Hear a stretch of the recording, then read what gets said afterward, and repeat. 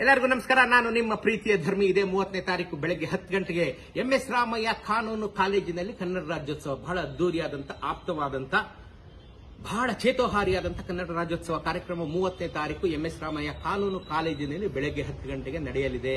ನಾನು ಬರ್ತೀನಿ, ನೀವು ಬನ್ನಿ, ಎಲ್ಲ ಸೇರಿ ಕಾರ್ಯಕ್ರಮವನ್ನು ಸಂಪನ್ನಗೊಳಿಸೋಣ. ಮತ್ತೊಮ್ಮೆ ಮಗದೊಮ್ಮೆ ಎಲ್ಲರಿಗೂ ಕರ್ನಾಟಕ ರಾಜ್ಯೋತ್ಸವದ ಹೃದಯಪೂರ್ವಕ ಶುಭಾಶಯಗಳು. ಶನಿವಾರ ಬೆಳಗ್ಗೆ 10 ಗಂಟೆಗೆ ಎಲ್ಲ ಸಿಗೋಣ, ಬನ್ನಿ. ನಮಸ್ಕಾರ.